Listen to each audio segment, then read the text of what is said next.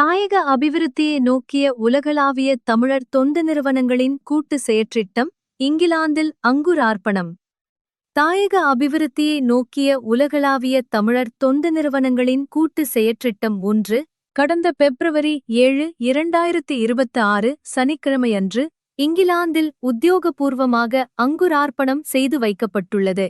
குவியம் அமைப்பின் முன்மொழிவின் அடிப்படையில் பல்வேறு நாடுகளில் இயங்கி வரும் தமிழர் தொண்டு நிறுவனங்களும் சமூக அமைப்புகளும் ஒன்றிணைந்து வாழ்வாதார அபிவிருத்திக்கான மீள்சுழற்சி நிதி அடிப்படையிலான தொண்டு நிறுவனங்களின் ஒன்றியத்தை உருவாக்கியுள்ளனர். போருக்குப் பிந்தைய கடந்த 16 ஆண்டுகளில் உள்ளூர் மற்றும் சர்வதேச தமிழர் தொண்டு நிறுவனங்களால் தாயகத்தில் மேற்கொள்ளப்பட்ட அபிவிருத்தி நடவடிக்கைகள் பொருளாதார மீள்கட்டி எழுப்பலுக்கு குறிப்பிடத்தக்க பங்களிப்புகளை வழங்கியிருந்த போதிலும் அவை பல சவால்களையும் எதிர்கொண்டு வந்துள்ளன. இவ்வாறான பின்புலத்தில் உலகளாவிய தமிழர் தொண்டு நிறுவனங்களின் ஒருங்கிணைந்த கூட்டு முயற்சிகள் சமூகத்தின் குறைந்த வளங்கள், நிறுவனங்களின் அனுபவங்கள் மற்றும் துறைசார் நிபுணத்துவங்களை ஒரே தளத்தில் குவியப்படுத்தி நிலைபேறான மற்றும் வினைத்திறன் மிக்க அபிவிருத்தி வேலைத்திட்டங்களை கூட்டாக முன்னெடுக்க வழிவகுக்கும் என குவியம் தெரிவித்துள்ளது. இந்த ஒன்றிணைந்த முயற்சிகளின் வெற்றிகரமான முன்னுதாரணமாக 2023ஆம் ஆண்டு ரூபா 33 மில்லியன் செலவில் முன்னெடுக்கப்பட்ட ஸ்கந்தபுரம் ஏற்று நீர்ப்பாசனத் திட்டம் மேற்கொள்ளப்பட்டுள்ளது. என்னுடைய பேர் சந்திரநாதன். நான் நெதர்லாந்து நாட்டில் இருந்து வந்திருக்கிறேன். நிச்சயமாக இந்த திட்டத்தின் முக்கியமாக நெதர்லாந்தில் தான் நாங்கள் திட்டத்தை வடிவமைக்க வந்தது. இந்த விண்ணப்பம் கிடைச்ச உடனே நாங்கள் ஆய்வு செய்த நாங்கள் இந்த மாதிரி இந்த கிட்டத்தட்ட 183 குடும்பங்கள் 1000த்துக்கும் மேற்பட்ட மக்களுக்கு ஒரு பயனுள்ள திட்டம்.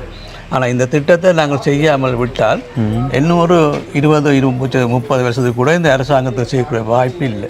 எல்லோருமா சேர்ந்து செய்கிறதுக்காக வரைக்கல யோசிச்ச நாங்கள் என்றால் இந்த காசு அரசாங்கத்துக்கு போகக்கூடாது, ஆனால் திட்டம் நாங்கள் செய்து முடிக்க வேணும் என்றதுக்காக தான் கூட்டுறவை கையில் எடுத்துனாங்க. முதலாவது கூட்டுறவில் செய்யப்பட்ட திட்டம் என்று இதை சொல்லலாம். புலம்பெயர்ந்த தமிழ் மக்கள் தனியாக ஒரு மக்கள் இல்லை, எல்லா நாட்டில் இருந்த மக்கள் எல்லாரும் சேர்ந்து செய்யப்பட்ட திட்டம் இது. புதிதாக ஆரம்பிக்கப்பட்டுள்ள இச்செயற்றிட்டம் வாழ்வாதார அபிவிருத்திக்கான மீள்சுழற்சி நிதி என்ற எண்ணக்கருவை அடிப்படையாக கொண்டதாகும். இதன் மூலம் ஒரு நன்கொடையாளர் வழங்கும் நிதி விவசாயம், கால்நடை, மீன்பிடி மற்றும் சிறு கைத்தொழில்கள் உள்ளிட்ட துறைகளில் தொழில்கள் ஆரம்பிக்கவும் விரிவாக்கவும் ஒரு குடும்பத்திற்கு பிறகு மற்றொரு குடும்பத்திற்கென பல ஆண்டுகள் தொடர்ச்சியாக பயன்படும் வகையில் அமைக்கப்பட்டுள்ளது. இத்திட்டம் தாயகத்தில் செயல்பட்டு வரும் கூட்டுறவுச் சங்கங்கள் மற்றும் அவற்றின் சம்மேளனங்களின் ஊடாக நடைமுறைப்படுத்தப்படவுள்ளது. இதனை முன்னெடுக்க பல தொண்டு நிறுவனங்களின் பிரதிநிதிகளும் துறைசார் நிபுணர்களும் அடங்கிய ஸ்டியரிங் கமிட்டி, அதாவது வழிநடத்தல் குழு அமைக்கப்பட்டுள்ளது. இக்குழுவின் தலைவராக திரு வல்லிபுரநாதன் சந்திரநாதன் தெரிவு செய்யப்பட்டுள்ளார்.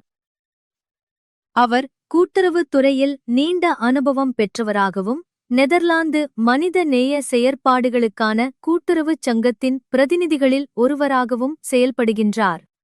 தமிழ் சமூகத்தில் அனைத்து தளங்களிலும் ஒன்றிணைந்த செயற்பாடுகளுக்கான தேவை அதிகரித்துள்ள இந்நேரத்தில் இச்செயற்றிட்டத்திற்கு பரந்துபட்ட ஆதரவை வழங்குமாறு குவியம் அமைப்பு தனது ஊடக அறிக்கையின் மூலம் கேட்டுக் கொண்டுள்ளது.